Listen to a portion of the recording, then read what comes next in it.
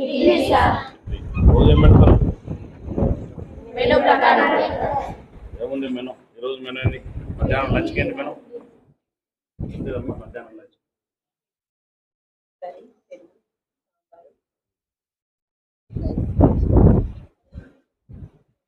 మంచిగా ఉందా? భోజనం మంచిగా పెడుతున్నారా?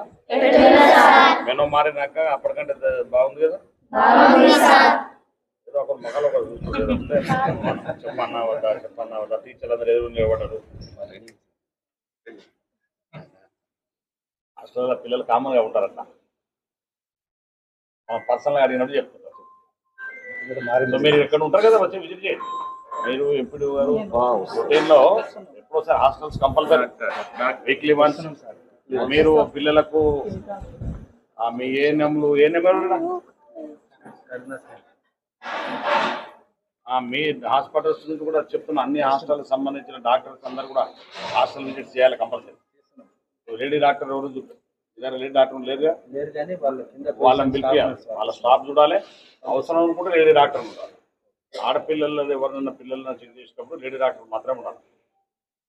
ఓకే, మగపిల్లల హాస్టల్కి మగపిల్లల డాక్టర్ ఉన్నారు.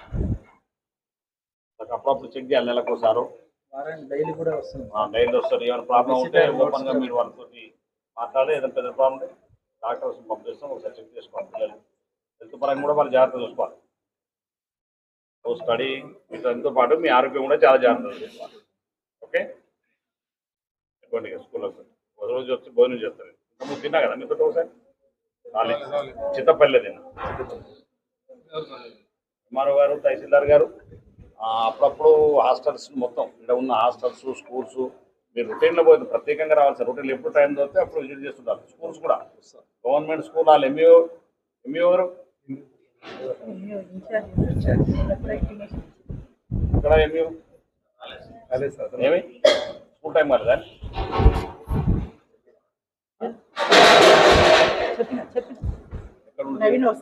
నేను బ్రేక్ఫాస్ట్ చేసి టిఫిన్ లోపల నా ముందర ఉంటాను.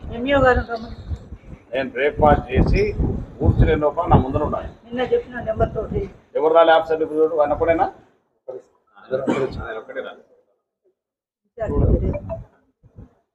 ఇన్ఛార్జ్ ఎందుకు? ఎంఈనే ఆయన ఉన్న ఎంఈలో అంతా ఇన్ఛార్జ్లే.